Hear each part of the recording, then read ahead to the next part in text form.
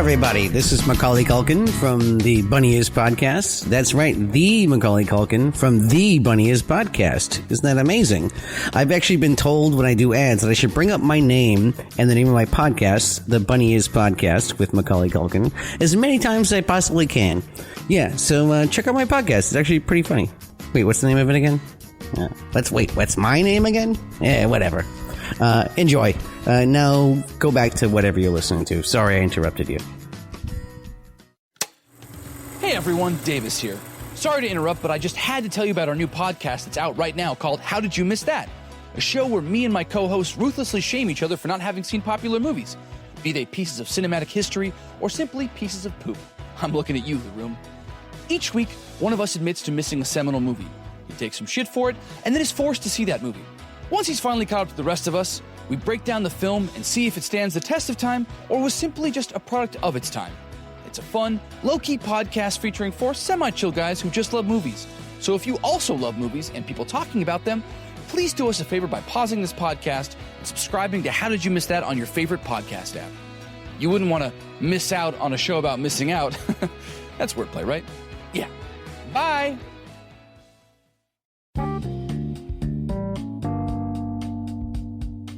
You are listening to Any Given Sunday, a part of the Dead End Podcast Network.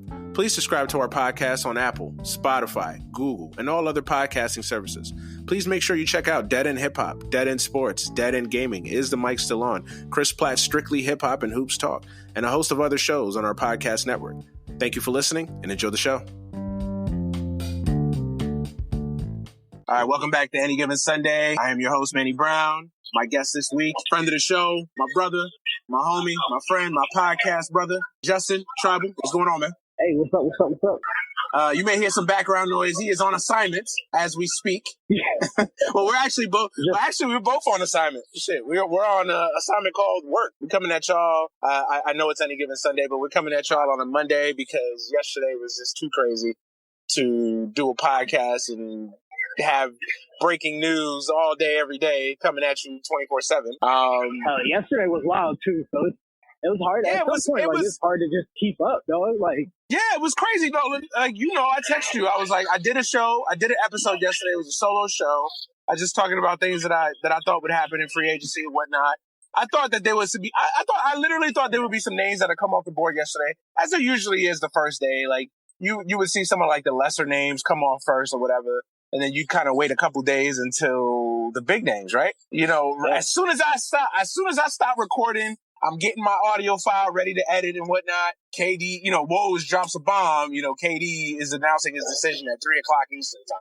I'm like, man, what the yeah. So yeah, my episode just became like, yeah, it was just pointless. Like, I'm sitting here about to drop an episode of what I think is going to happen, and we got a flurry of moves that has already happened. So yeah, it's just one of those things. It's timing. So, but yeah, NBA free agency is off to a fast start.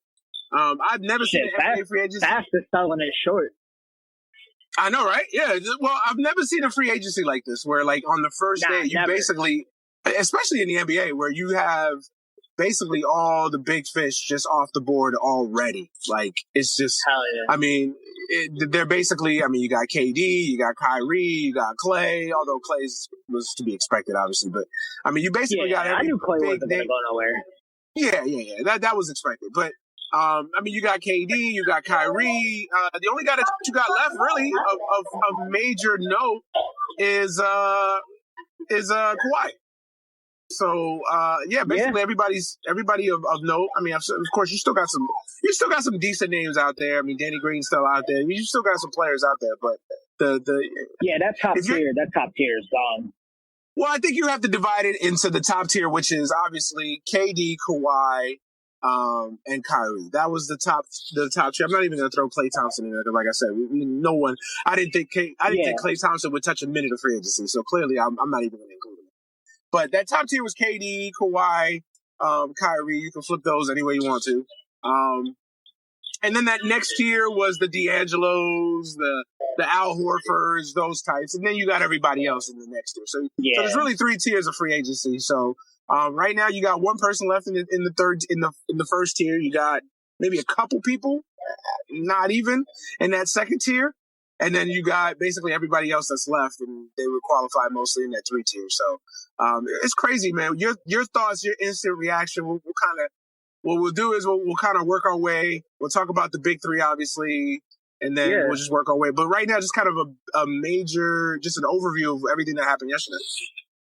I mean, I feel like, I don't know, like, I'm not going to say the luster is out of it because I was definitely, like, kind of waiting to see what was going to happen.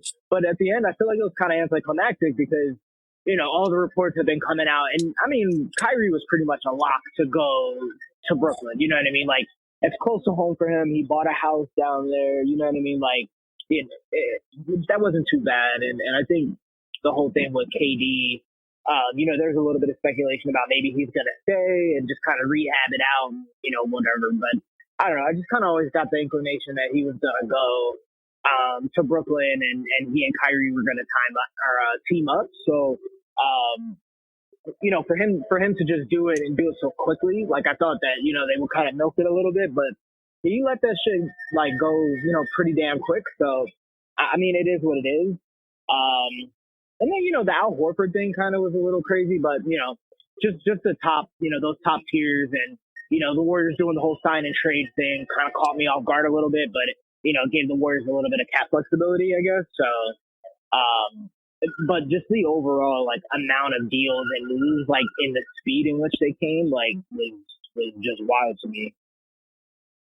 Yeah, I agree. I'm, like I said, shocked. The KD thing, and we'll get to your Celtics in a second, but the thing with the KD thing is interesting because I guess all year long I thought he was leaving. Like, I thought there was a possibility that he might stay. But obviously the rumors started getting bigger and bigger and bigger. Like everything up to the injury, I thought he was set. I thought he was gone. Like I thought Knicks. I never really bought the Nets. I guess I should have in hindsight, but I never really bought the Nets. Like I could see the Clippers. I could see the Knicks.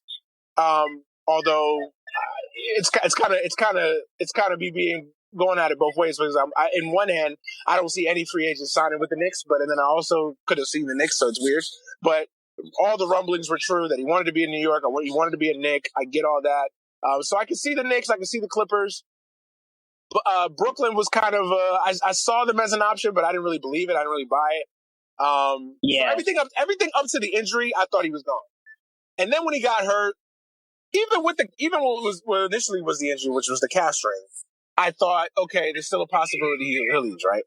And then he comes back, then he gets the Achilles injury, and then I'm thinking, okay, he has to stay, right? Like common sense would be to stay there at least for a year. He might, you know, I could see him ripping up the option and just doing a 1-on-1 again and rehabbing, having that 1 year in his back pocket to come back, staying with the Warriors, all that, but.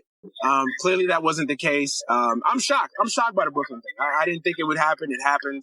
And I'm not one of these guys that tend to believe a lot of the rumors. I mean, I'm basically, if Woj tweets it or puts it out, I believe it. Everybody else, it's just hearsay and murmurs and stuff. Cause you don't know what the Brooklyn is, honestly, cause it's like, no, because what they can do is just, you know, say, oh, I have a source for, you know, insider sources tell me, NBA league sources tell me, da-da-da-da-da-da.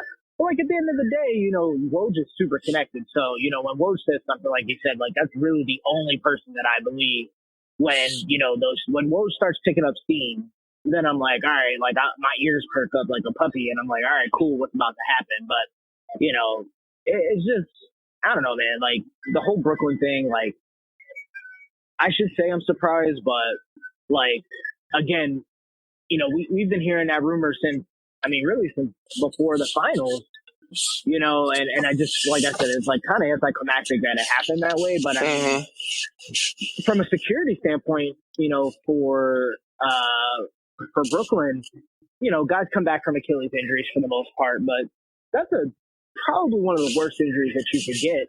And it's a hell of a gamble to, you know, bring KD fresh off of an Achilles injury and you're paying him, you know, I forget how much his contract was worth.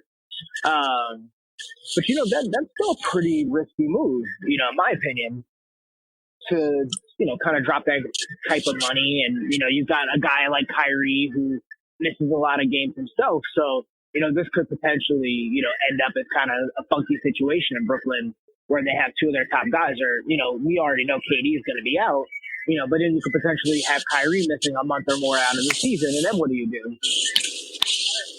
Yeah, I mean, I agree with you. I think this is, there's so many different layers to this thing. I mean, it's just not one aspect of it. Obviously, it's the aspect of KD and Kyrie signing and playing together in Brooklyn. And then the other aspect of it is how does this team look? And then, of course, we can't forget DeAndre Jordan also signed. So it's basically their pseudo big three.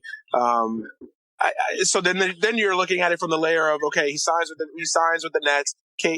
Kyrie signs with the Nets, and then you're looking at this team and how they're constructed, how they are as a team, what they're going to look like.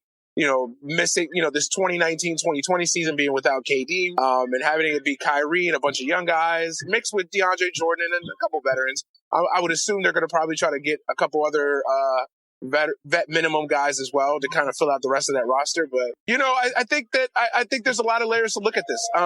I think first, I mean, obviously you dissected it. We were both shocked to a certain extent that he chose Brooklyn and the brevity in which he did it. And then you start hearing everything else that comes out. Obviously, Woj just has tweeted this and reported this, that, he basically all the drama that happened in season, he basically kind of made up his mind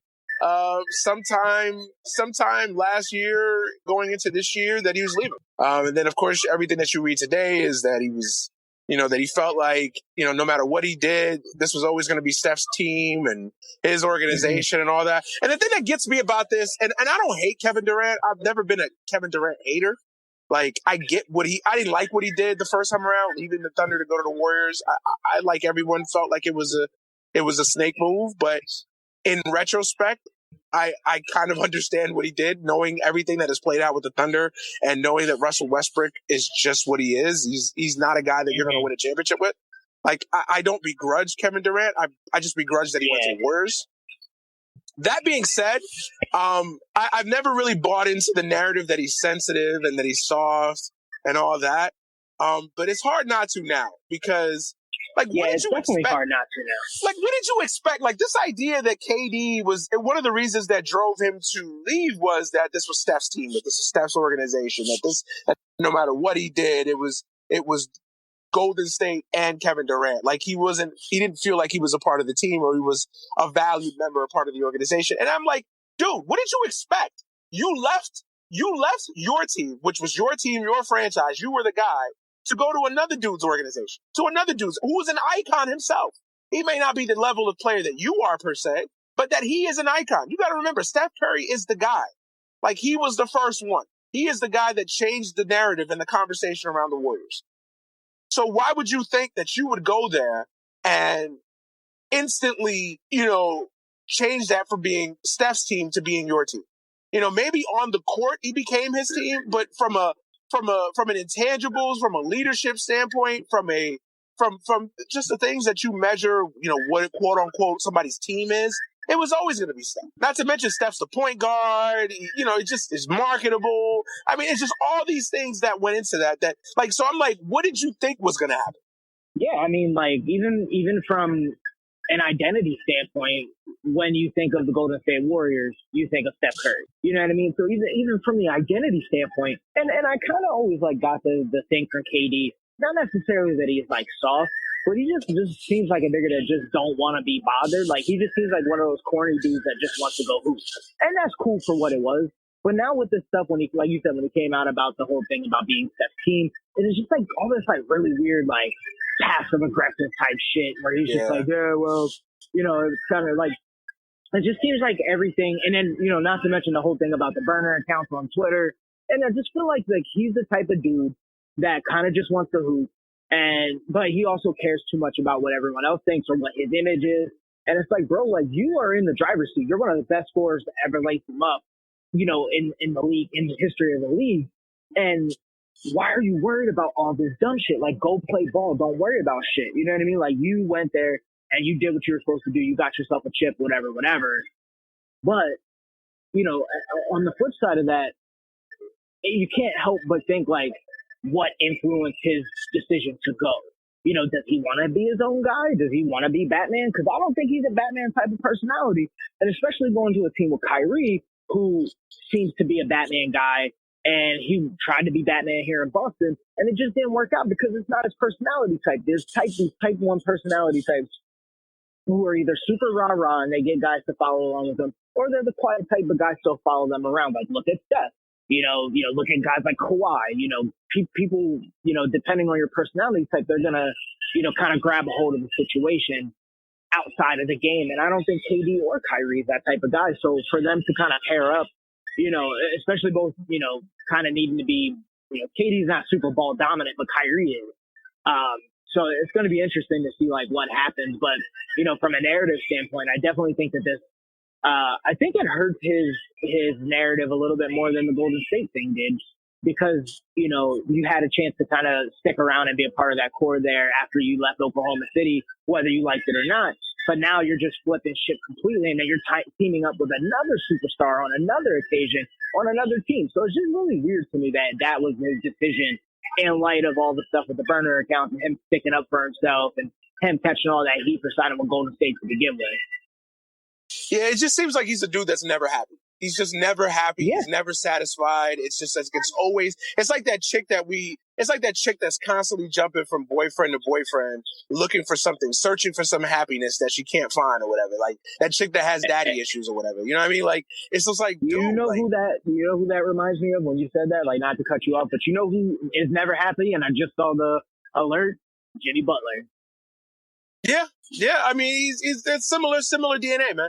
I think Jimmy's more, and you brought up a great point about this too, and you asked like, what were the reasons that drove him to leave? And I think it's a combination. I think it's a combination of him wanting to be his own guy, being tired of the narrative that, he joined a ready-made team and a ready-made organization. And then I think the other aspect of it was the fact that it was Steph's team, that Steph was the leader, that Steph was the guy, that Steph was the franchise. The fact that Draymond basically cursed him out in a game in December and said, we don't need you, we won without you. I think all these things really contribute. I think it was a combination of everything.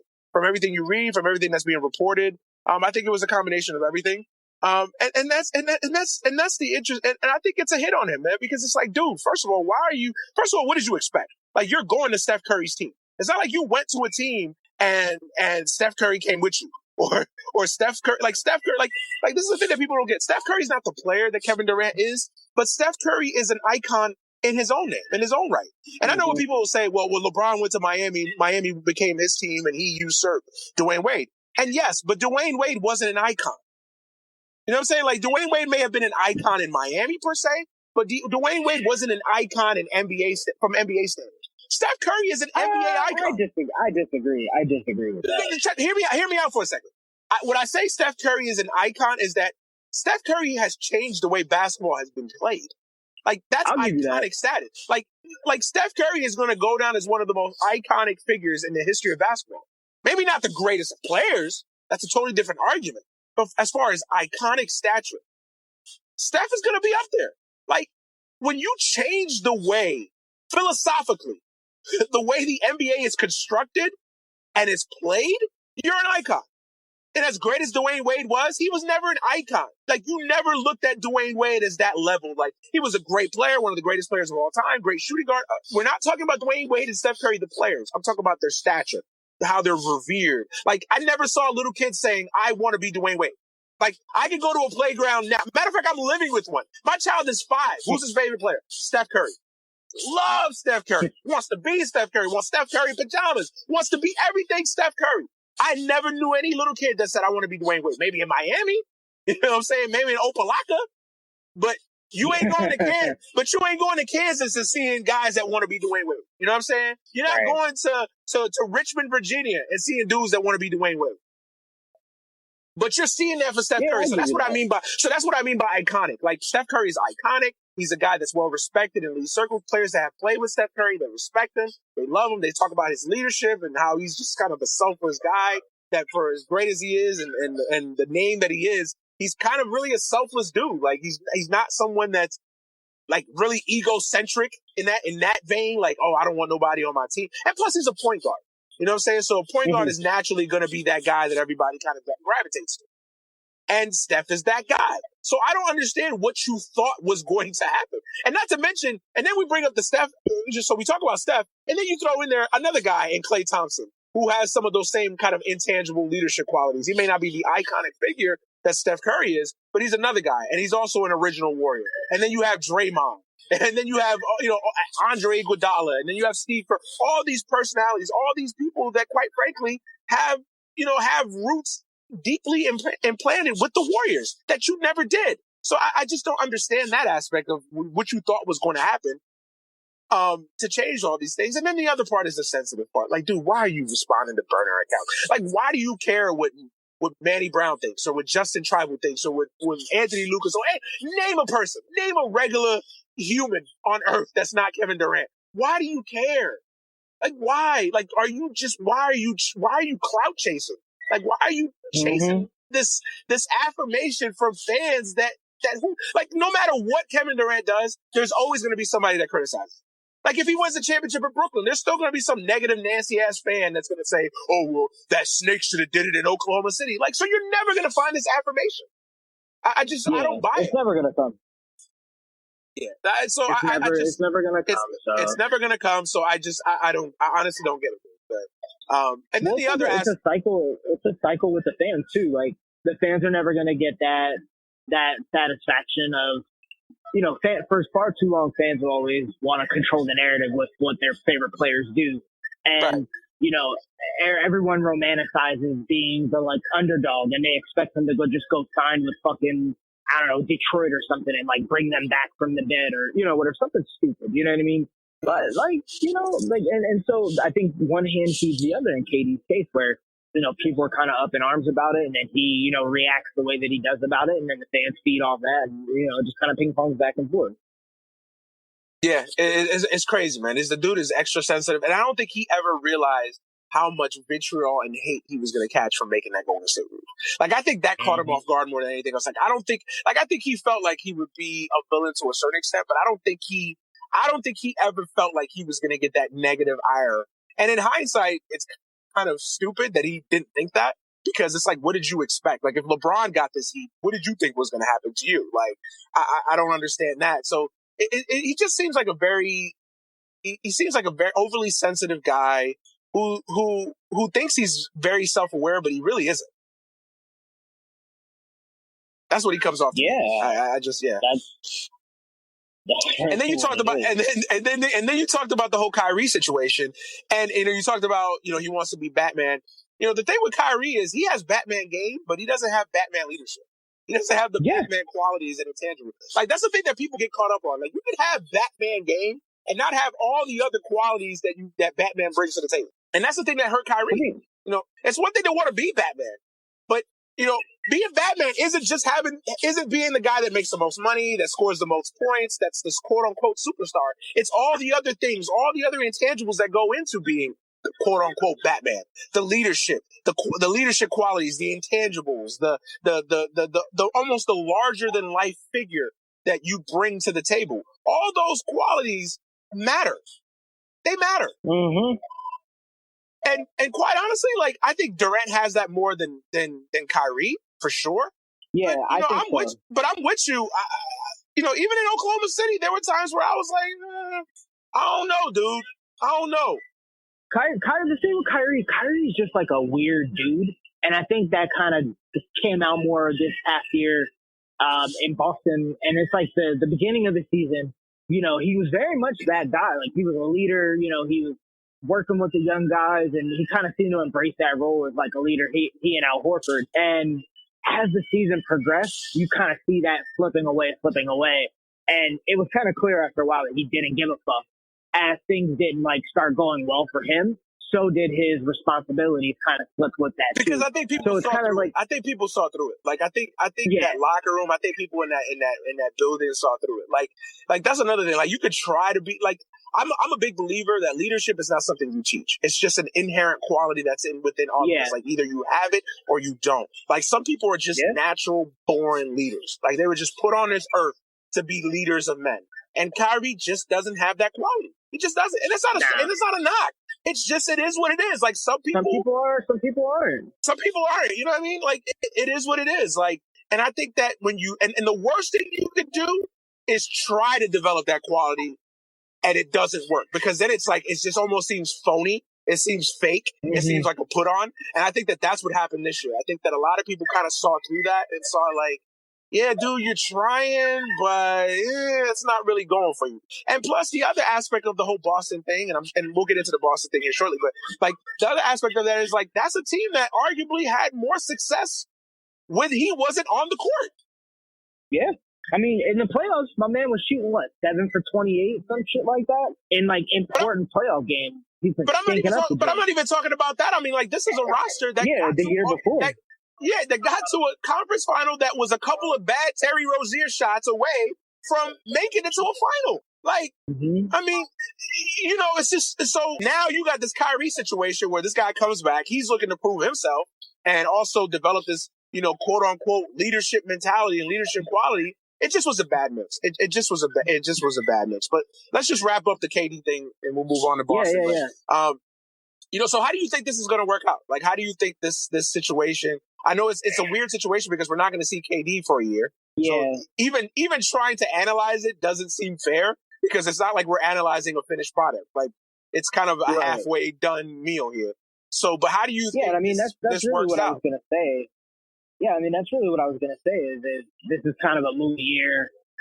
This is a redshirt year essentially for this new look Brooklyn Nets. Obviously, you're going to have Kyrie, whatever he's able to give you.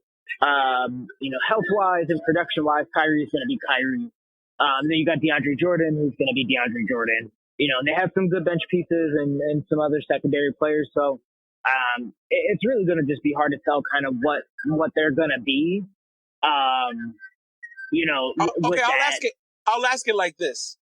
At full strength, at their peaks, is this a championship level team for you? Nah, I don't think so. I agree. I don't see the Brooklyn Nets as currently constituted. Kyrie, KD, fully healthy, DeAndre Jordan, Spencer Dinwiddie. I don't see that as a championship team. Like, I see them as a good team. I see them as a second round exit. That's a little strong. I wouldn't say they're a second round exit. I see them as they're in the mix. Like everybody yesterday basically saying prohibitively crowning Brooklyn the Eastern Conference champions in a year, even 2 years from now. Like I don't see it. Like I don't really see it. I don't either. Like the East, the East caught some really bad, some bad shit this year, with injuries. You had Oladipo get injured, and that kind of took the wind out of the Pacers' sails. And so, the Celtics weren't what we, assumed the Celtics would be, whether, that's injury or coaching, what have you. The Raptors are still going to be a force, especially if Kawhi stays. So you still got the Sixers to worry about too. So I don't know. It makes them good. I think it makes them a good regular season team. But I think we could potentially just see maybe Kyrie will be different. Maybe he'll be happy, and he'll produce playing somewhere that he wants to play, that he feels like he's loved there, universally. So that might change things for him. But I don't know, man. I see maybe an Eastern Conference Finals loss or like a second round type of exit, man. I don't see them as some kind of perennial favorite to contend. I just don't see it. I don't see the pieces in place, and not for nothing, it's probably going to take KD a full year of playing before he gets back to full KD, if he even comes back to full KD. An Achilles rupture is no joke, man. Absolutely. Like, has there been anybody that's come back from that? Well, like, Dominique came back and he, made a couple All-Star teams and then still look relatively fine. I think KD will be okay because KD is more of a finesse player. I think it really affects big men, and I know KD's 7 foot, I get that, but I think it really affects kind of big men and guys that play with a lot of force and play with that force, that their game is built around force. I don't think it'll affect KD. Yeah, that explosiveness. I don't think that'll affect KD as much because KD's always been basically a 7'2" guard. Like he's always been basically a finesse player. So I think he'll lose some of that explosiveness. But he's still got the shot. He's still got the shot making ability. So I don't think it'll hurt him to it. But I'm not a doctor. I don't know, dude. Like I don't know. I think for anybody to sit here and say they know in October of 2020, they know the type of Kevin Durant that is going to come back. They're lying to themselves because you don't know. I'm sure there's some doctors that don't know. I'm sure his doctors have told him like, hey, yeah, it's going to take a year to heal, and with a workout regimen and blah blah blah. Da, da, da. And I know he's a world class athlete. He's got some of the finest trainers in the world. The medical staff is top notch. I get all that, and some bodies heal differently than others. So with injuries like this, it's always hard to predict. It's just nobody knows. Nobody knows. But the other thing I was going to say is, I don't really think Kyrie and KD are a fit that really complements each other. They're guys that both need the ball. They love to score. Kyrie's not a prototypical point guard in the sense that he makes guys better. So no, he's a my turn, your turn point guard. Yeah, he's a two guard, basically playing point guard. Like, let's be honest. So I kind of think this is Westbrook and KD all over again. Honestly, they're a talented team. They'll be a threat. They'll be a factor. But I don't love that team. I look at the piece now. Obviously, this can all change. They can maybe add another piece here. Who knows what? I mean, a lot of things can change in a year or two. And they have 4 years to get it right. But right now, if you're telling me over or under, do they win a championship in Brooklyn? I'm going to say no. No, I don't think so either. I agree. I agree. Well, let's move on to the Celtics, man. I mean, you're a Celtics fan, so this is why I definitely wanted to have this conversation with you, because it's like these pieces kind of touch your team as well.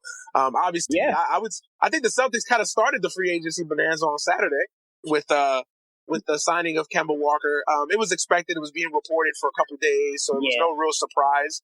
And that was kind of the first signal that, this Kyrie thing was basically over. If you didn't believe it, during the season and in the postseason, you damn sure believed it, Saturday afternoon when it was official, Kemba signing with the Celtics. So as a Celtic fan, first and foremost, how do you feel about the move? How do you like the fit? And just kind of surmise the Kyrie Irving era of Boston Celtics history. Yeah, I mean, the Kemba thing, I like it. Kemba's kind of a humble dude, and he's a workhorse. He's somebody that's pretty reliable. And I think you don't get that. Not to say Kyrie had I would say Kyrie's kind of temperamental, and I never got that vibe. I never got that vibe from Kemba. And obviously, he's kind of, he went to college at UConn, so there's the New England connection there with that. But I think, he's kind of a guy that, has had to be a scoring point guard, because he can get you buckets. But I think he's underrated as a playmaker too. And I think having some young guys on the wings that will, he's a willing passer. He's been averaging decent amount of assists on a Charlotte team that had the ghost of Tony Parker, fucking Nicholas Batum, who's washed, Michael Gilchrist, who couldn't fucking hit a jumper if his life depended on it. So I think it's a lot. And he's kind of like one of those hardworking guys, just kind of seems like a good fit for the city. You know what I mean? I think Kyrie's being temperamental and kind of being like really wishy-washy. Like those types of athletes personalities don't do well in a city like this. That it doesn't do well in a city like Boston, in a place like Philly, in a place like Chicago. You can't have these working class blue collar type of fans and have these wishy-washy, I don't want to say entitled athletes, because I hate that term. I think it's coded, but something along those lines. I agree. Where he kind of can stay and do what he wants and kind of just looks at everyone else like, oh, it's not my fucking fault. Don't look at me. Blah blah blah. You know what I mean? So. And I don't think the contract was too bad. I think he got basically what Kyrie signed for in Brooklyn. And I mean, he got market value. I mean, if you see what some of these other dudes is getting, I mean, I think it's a good deal. Kemba. Yeah, it's a good deal, and obviously he wants to be here, and I think that's a really underrated aspect of free agency and trades. You have a guy that really wants to be in a city, and he wants to play at the Garden, and he wants to play with Tatum and Brown and all these guys. And, I think that's a super underrated aspect, especially when you're looking at someone to be a leader of the team. Like they were leaning on Kyrie to be a leader, and, Kemba kind of takes that aspect on. And, we still have a lot of young guys on the team. They've had a couple years under their belt, but, here's a guy that, doesn't quite have the pedigree, quote unquote, like someone like a Kyrie Irving has, where he's been to, the finals and things like that. But, Kemba's kind of one of those guys that's, one of those fiery players, and he's going to throw his, heart out onto the court. And I think that's something that these young guys really can take from, because, too many times last year we've seen Jason Tatum dogging it. And, Jaylen Brown's not really a dogger, but you see guys like Tatum dogging it, Rozier dogging it. And I don't think that that's something that's going to happen with a guy like Kemba Walker on your team. You know what I mean? I think that type of, his personality is infectious. So I think it's going to be good for the locker room above all else. And I think he's coachable. I don't think Kyrie's, quite, there's rumors that he and Brad were getting into it. So, who knows? Maybe it's, he's obviously not the quote unquote caliber of Kyrie. But I think fit wise, I think it's better for the Celtics. To have, and I think they need to bring in another big. But I'm cool with the Kemba deal, man. Like, I like it, and I'm kind of anxious to see, what he does here, and see how they can kind of take a quote unquote talented roster that kind of, through either personality or coaching, maybe a little bit of both, didn't quite, meet up to expectations last year at full strength. So, addition by subtraction. I know it sounds like really cliche, but I think it's kind of one of those instances. I agree. I think that I like the move too. I think a lot of I think this is a move that I think if you're just kind of a casual basketball fan, you'll see, Kemba Walker over Kyrie Irving. But I think the hardcore the knowledgeable basketball fan, I think will admit that this is a good move. I think obviously Kemba's he's not as flashy as Kyrie. I mean, what he is, he's Kyrie light. He's Kyrie light. You know what I mean? Yeah. If Kyrie is Coca-Cola, Kemba's Diet Coke. You know what I mean? Like, he's just Kyrie light. He's not as flashy as Kyrie. Kemba goes about it. They're similar offensively. I would say Kyrie's got better handle, better penetrate. Kemba's got some stuff too, though. Yeah. No, I'm not trying to demean Kemba. I just think he's not as flashy. Yeah. And he doesn't have quite the offensive repertoire that maybe a Kyrie does. But Kemba's no slouch, dude. Like, he can ball. He can ball. Kemba's an animal. And he's a guy that I think a lot of basketball fans just unfortunately haven't seen, because he's been a guy that has been in basketball Siberia in Charlotte for a long time. And I think that now getting him on a big stage with a very good team around him, I like the move. And I think that, and the thing that I laugh about this is that so many people were ready to bury the Celtics and bury Danny Ainge. And basically you had the Nick Wrights of the world, who's an idiot, basically writing that the Nets' future is now brighter because, they've surpassed the Celtics. I look at this roster now. I actually like the Celtics going forward still better than I like the Nets. Yeah, I mean, I can see it. Because I think so many people are fixated on what happened last year. I think you have to throw what happened last year out there. I think last year was such a toxic, vile situation, and I'm not just going to blame Kyrie on that too. I think everybody had their lion's share of the blame. I think Brad Stevens self-admittedly said he didn't do a good job. Danny Ainge self-admittedly said he didn't probably do a better job of making all the pieces fit. Jason Tatum, Jaylen Brown, young guys that are still trying to find their niche. Terry Rozier, a young guy who came off a successful playoff run, trying to get his. Like, Gordon Hayward trying to come back from a serious injury, trying to find his. I mean, you just had so many things working against it. I think Boston was a classic case of a team that had way too much personalities, way too much talent, and it just didn't work. And I think that this year, not enough. I think they'll be better this year. I really do. I think with the addition of Kemba, not having that pressure, not having that microscope of, this is a team that's going to unseat the Warriors possibly, run through the East. I think this is actually better for them. I really do. And I think, I see people ready to write off Jason Tatum already after 2 years. Really? That's what we're going to do? We're going to write Jason Tatum off? I know he had by his standards, by his rookie season standards, a down year. But I still believe in Jason Tatum going forward. I still believe in Jaylen Brown going forward. And look, Boston still has probably the best GM in the sport in Danny Ainge, or at least in the top three conversation wise. And then they have probably the best or one of the best coaches in the league, arguably top 3, top 5 in Brad Stevens. So I still like Boston. point is. I still like Boston. I think it's not a flashier move. I think they do need a big man. I think losing Horford, I actually think the loss of Horford is a bigger loss to me than Kyrie, honestly. Yeah, I really do. I believe that. I think, and that's a surprising one. Are you surprised by that one?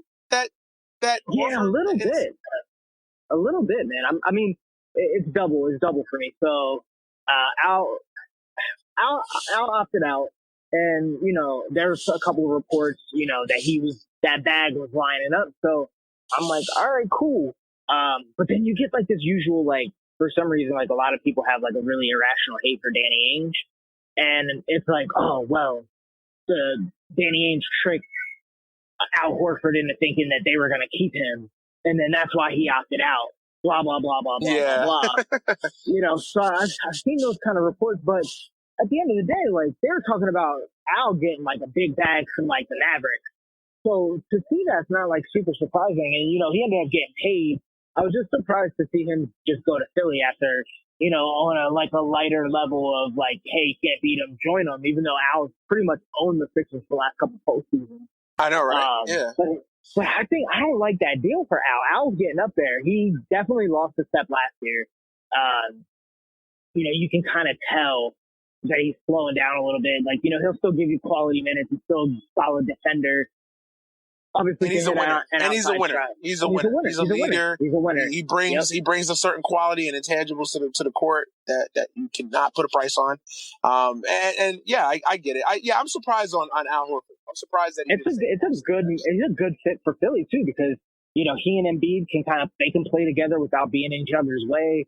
Yeah, I disagree with you though. I don't like that fit. I don't know. There's something about it. I don't like it. I'll go out and say I know we're bouncing around a little bit, but I just don't really like the Philly moves. They just seem counterproductive to me. I don't think Philly's better. I really don't. If anything else, it's a lateral move. I don't think they're better. I think they're different. I don't think they're better. They don't have Jimmy. They don't have Jimmy now. Jimmy's going to Miami. They don't have Jimmy Butler. They don't have JJ Redick, which I don't understand. Like, why would you lose JJ Redick? You need shooters when the team dominated by Ben Simmons and Joel Embiid. You need shooters, and you let him go. I know they got Richardson, but to me, I'd still rather have JJ Redick. I don't know. A lot of people are praising the Philly moves, and I'm just like, I don't know, man. I don't really love it. I don't know. We'll see. I think that Philly's a really weirdly built team anyway. And they're a big ass team too. It's a weirdly big ass team. You got a 6'9" point guard that's kind of a power forward. You got Embiid. You got a 6'9" small forward. It's just a weirdly built team. They really are. Yeah, it's a weird team, and I think their style is a little weird, and I think Philly's one of those teams that I think they could use also an addition by subtraction too. I think Jimmy Leaving's going to be interesting. Jimmy just seems like an asshole, and he seems like he's never happy no matter where he goes. He's everywhere another dude. There's a problem everywhere. There's like a problem everywhere he goes. He's got a beef with somebody. There's always something wrong. So, I mean, maybe he'll be happy in life. He's wrecked 3 locker rooms. Yeah. That takes talent. When you've been a nuisance in 3 different locker rooms, like, come on. Like, you gotta really do something to work people's nerves. Like, do you understand how annoying you gotta be to, like, annoy niggas when you have Joel Embiid in your locker room? Exactly. That's the biggest. You know what I mean? You know what I mean? Facts. Yeah. No, it's crazy. You know what I'm saying? So I don't know, man. Philly, I never trust that team anyway. I think Al kind of gives them like a stabilizing presence, though. Like we said, he's a calm leader. He brings a leadership. He does bring a leadership. He brings a leadership, and I think that'll be good for because Joel Embiid can get volatile out on the court. He kind of can get fired up, and I think Al can kind of be a calming presence, and Al's been busting his ass for the past couple of years, so he might learn something from Al. And he also gives them an insurance policy on Embiid too. Because Embiid sneezes, he's going to miss 25 games. I mean, that's just... Yeah, hell yeah. Yeah, so, it definitely gives them some insurance policy there as well. But just kind of wrapping up on Boston. Go ahead. Yeah, but no, I was going to say, moving on, because I think I said my piece about Boston, unless you had something to add. No, I was going to say, how do you feel about the Enes Kanter move? Panther's cool. Like, Panther probably couldn't guard me in the low post. But he's a hell of a rebounder, and he can get you buckets. He can probably, I don't know, what do you think? He scores probably, 16, 17 a game, something like that, maybe? Yeah. I mean, his averages, if you efficiency and you do all that hyper analytical stuff. He's a good rebound. He's a good rebounder, which we sorely needed. We legit struggled in the Philly series. You like him starting? You like him starting though? I don't like him starting. I like him more off the bench. I don't know who the hell we're gonna start over him. Yeah, that's true. Unless Cantor's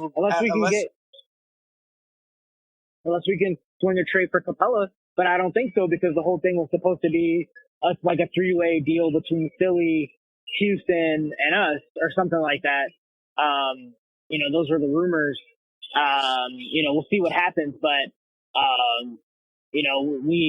don't know what they do because I don't think Robert Williams isn't ready to start. He barely got any pick last year, so he's gonna have to make a step to be a bench contributor.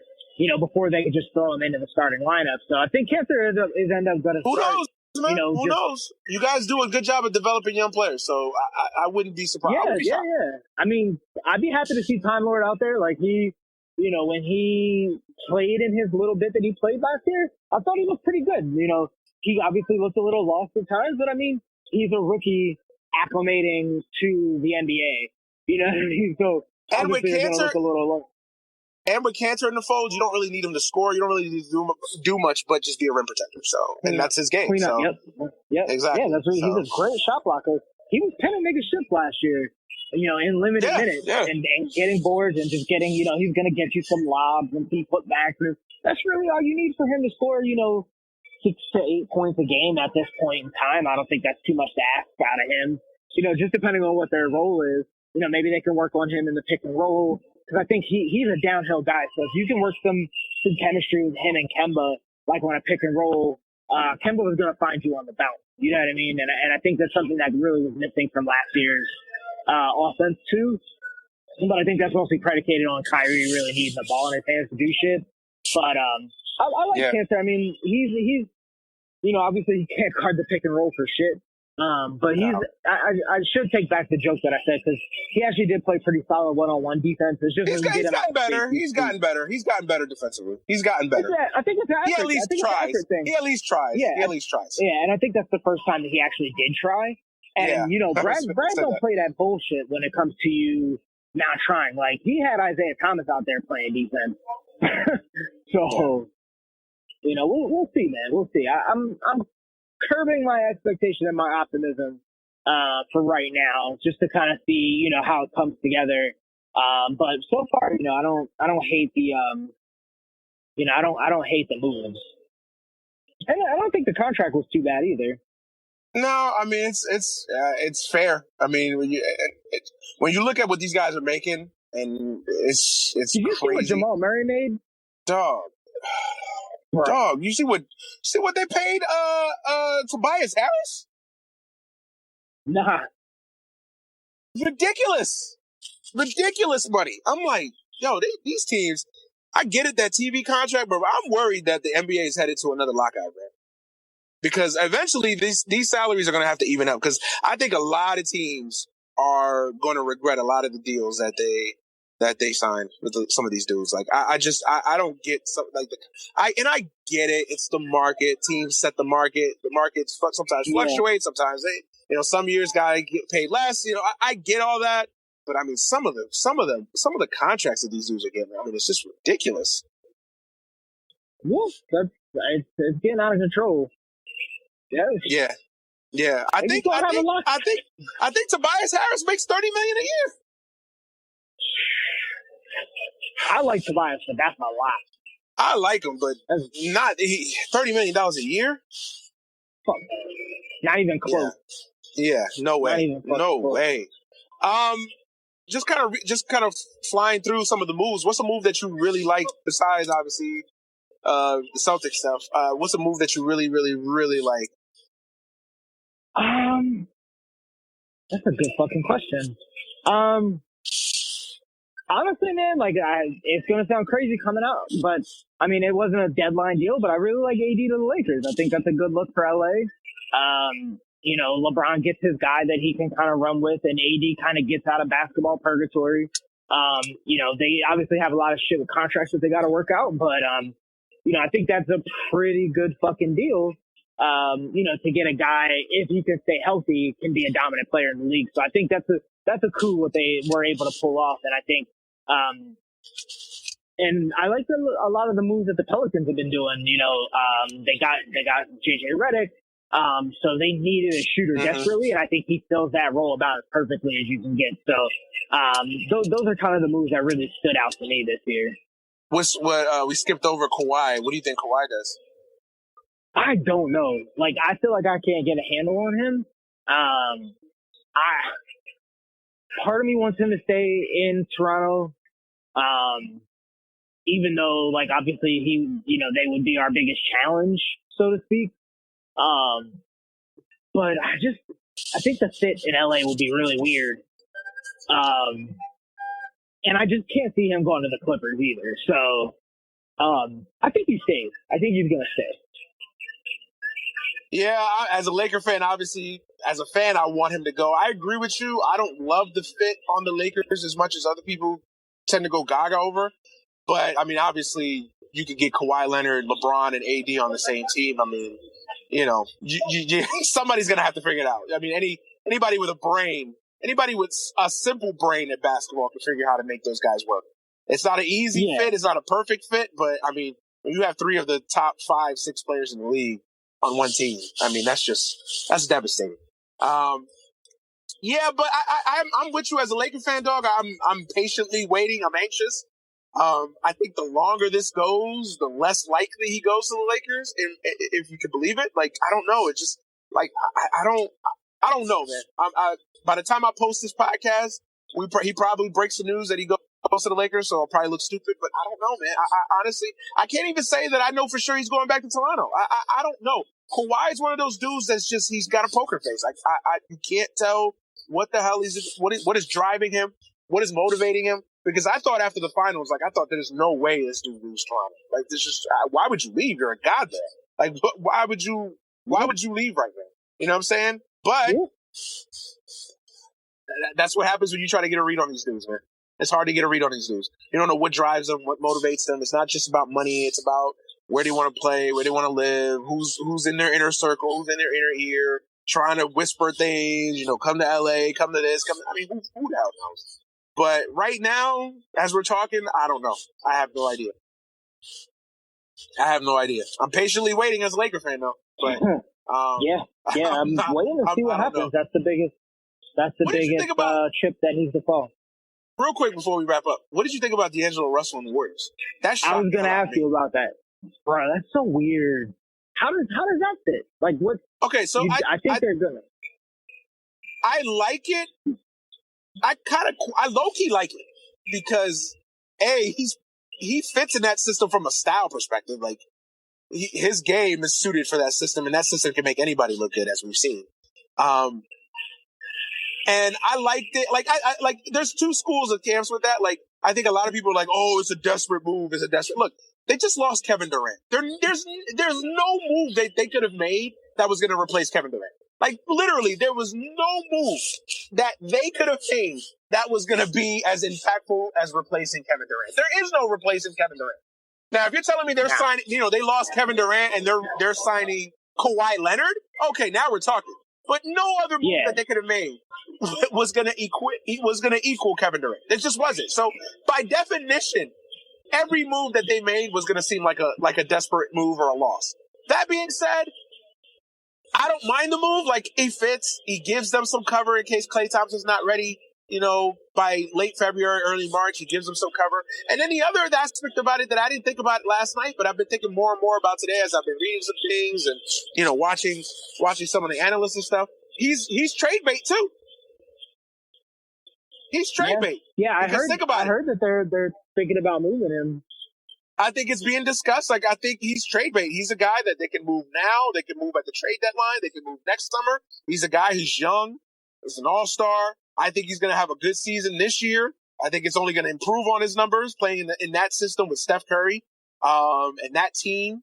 I think he's a young dude, and I think he's a young dude that's going to want to prove something too, because I think he's a guy that's going to be like, yo, I balled out for the Nets, and y'all basically discarded me for Kyrie. Like, Yeah.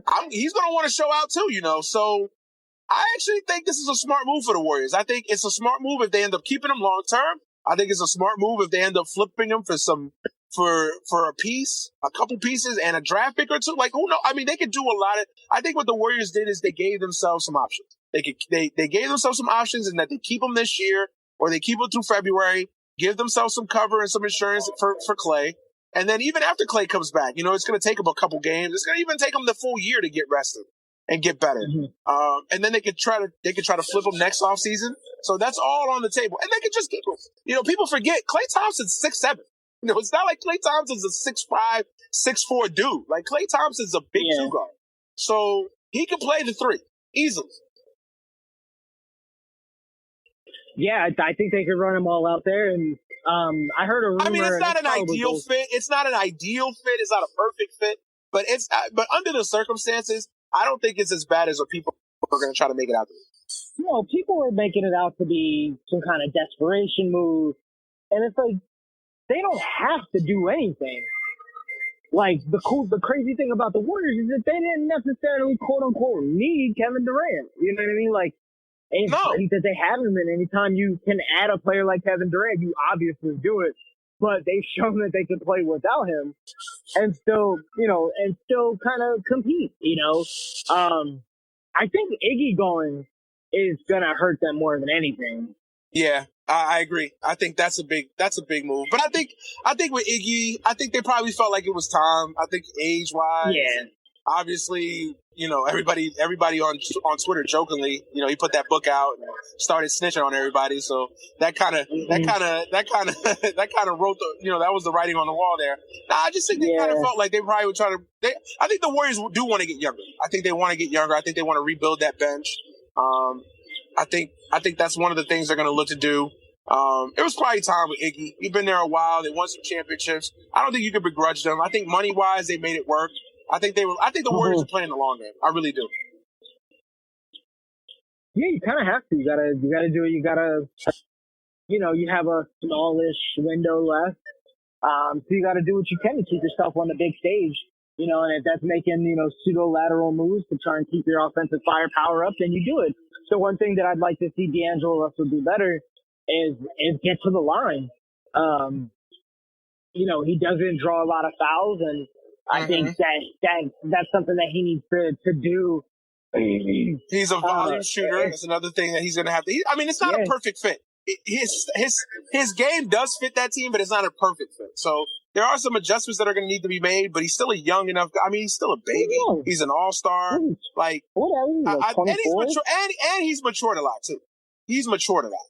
So I think he's gonna. And plus, if you can't figure it out on the Warriors. Like, people think, like, oh, he's going to be an issue in the lock. Like, he's not going to cause any problems. Like, you're on the fucking Warriors, dude. Like, he's not going to screw that up. If anything, he's going to revel at that opportunity to play with the Warriors, play with Steph Curry, play with Draymond, play with those guys. And I think people are writing the Warriors off way too fast. Like, oh, the dynasty is over. Dog, they still have a shot. Like, if the Lakers don't get Kawhi, the West is still wide open. Yeah. Like, wide open. They're not the prohibitive favorites anymore, but there's, if Klay comes back healthy, they still got a shot. Yeah, definitely. Because we still don't know what the Lakers are going to be. So, and I'm a Laker fan. I'm saying this. So, I don't know. I don't know what the Lakers are going to be because, by this point, that's the other thing about waiting around for Kawhi. These pieces are starting to fall off the deck. Like, you've already lost Steph Curry. You've already lost guys that the Lakers want to add to this team to fill out this roster. So if you're waiting around for Kawhi and then he ends up going back to Toronto, the Lakers are going to be diminished in what they can do because, they just added Troy Daniels, a shooter, so that helps. But they still need a point guard. They still need a couple more shooters. They still need a couple other guys on that bench. They still need a big too. So the Lakers are by no way, shape, or form a finished product. No, they're definitely on the right track though. But I think this kind of with KD on the move and all these moves happen, I think it brought kind of like a weird balance back to the NBA.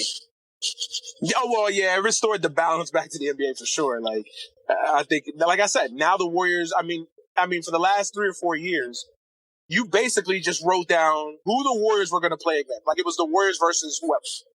Now it's like, you actually, like, come September when we do an NBA preview, like, we actually got to think about, like, damn, who's going to come out the East? Who's going to come out the West? Like, it's fun again. It's going to be refreshing for a change.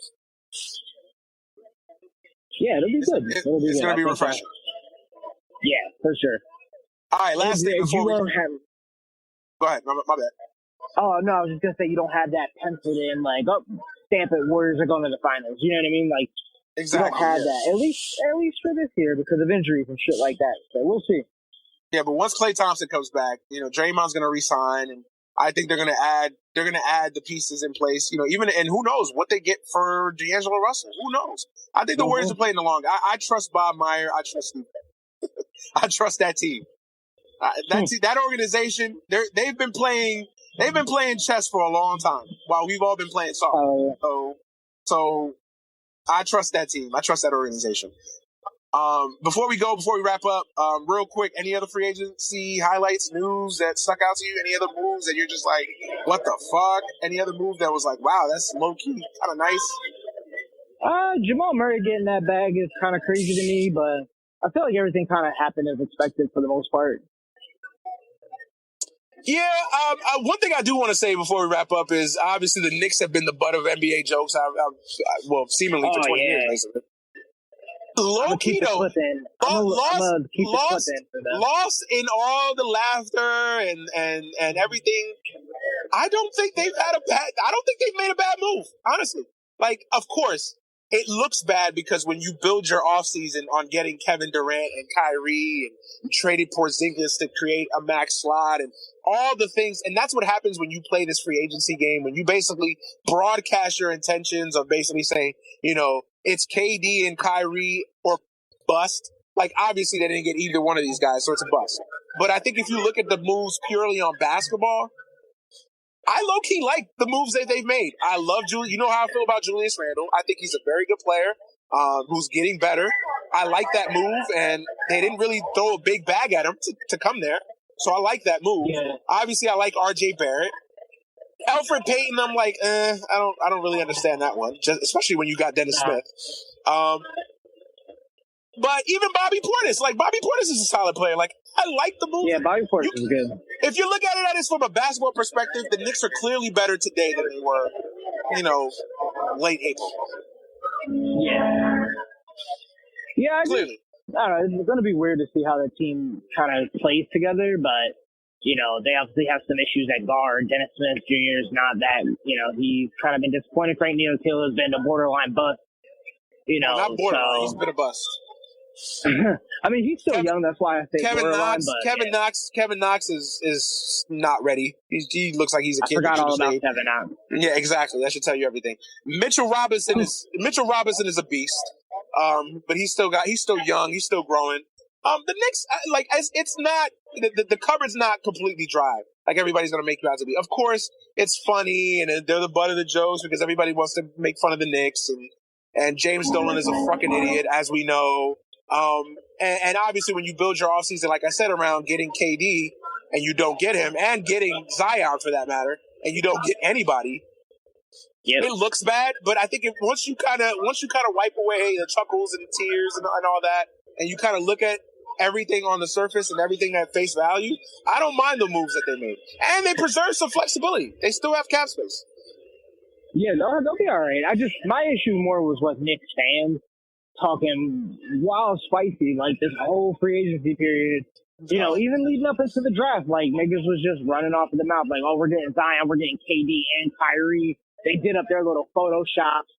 They had some words for Danny Ainge and the Celtics about how we're stockpiling picks and not doing nothing with it. And niggas just kept going on and on and on. But that's Knicks fans on social media, bro. Like, you can't really equate those fans to the majority of Knicks fans. Like, I think most Knicks fans are sensible people.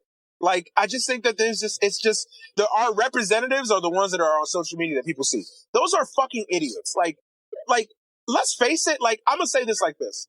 There is no big time free agent that is coming to New York while James Dolan owns this team. The only way I see a big time free agent coming here is if they really want to be in New York, i.e. Kevin Durant, for marketing and business reasons, or if the Knicks just stumble on to a once in a generation like play. Like if RJ does end up becoming Kobe Bryant like, like if he does become that, then I think free agents will come. But other than that, just on, hey, it's the Knicks and come play at Madison Square Garden, they're not coming there because everybody knows that James Dolan and the Knicks are a fucking clown show. Well, the Knicks haven't had that luster in a long time. So because of James Dolan. Because in part of James Dolan, he is the problem. Like, what is so hard to figure this out? Like, he is the issue. He is the problem. Pretty much. Starts at the top. It starts at the top, folks. You can sit here and you can blame Allen Houston's contract from way back when. You can blame this. You can blame that. It starts with James Dolan. He is problem number one. That's it. So yeah, I had to vent a little bit. I had to vent a little bit. But yeah, I actually think the Knicks did okay. I really do. I actually think they're all right. Look, obviously, as a supporter of the Knicks, I would have wanted them to obviously get Zion. Obviously, that didn't happen. And they didn't have any control over that. The fucking ping pong balls just didn't bounce their way. So they have any control. You can't even kill them for that. But the KD thing and the Kyrie thing, I mean, what are you going to do? What you going to do? Yeah. You know what I mean? It's a free agency thing. Like, you can't make someone go somewhere, you know what I mean? Yeah. True. Very true. So. All right, man. Well, before we go, man, go ahead and plug your social media, plug where everybody can find you, that good stuff. Yeah, you can hit me on Twitter because they got me out of here on my old account for some dumb shit.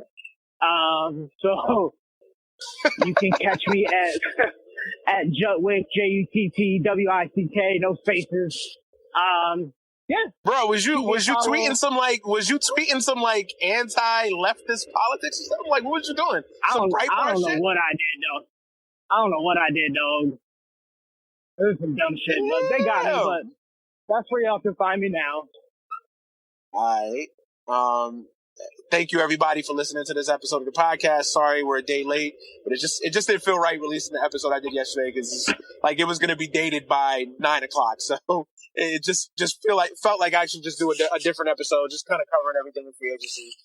As always, thank you guys for listening. Thank you guys for supporting the podcast. I say this every week, never gets old. Without you guys, the listeners supporting the show each and every week, there is no podcast. So I appreciate it. Appreciate it definitely from the bottom of my heart. As always, you can follow the podcast on Twitter at AGS Pod, on Instagram, AGS Podcast, on Facebook, Any Given Sunday. Please make sure you become a member of AGS Nation. You can follow me on Twitter at Manuel Brown, on Instagram at Manuel Brown, Facebook Manuel Brown, and of course Snapchat Manny Bro 15. I'm going to get up out of here. Hopefully you guys enjoy the rest of your week. July 4th is coming up. Please be safe. Please, please, please, please, please be safe. Have fun. Enjoy your July 4th. And we'll be back next week with another episode of the podcast. For Justin Tribal, I'm Manny Brown. We are out. Peace. Serious sound.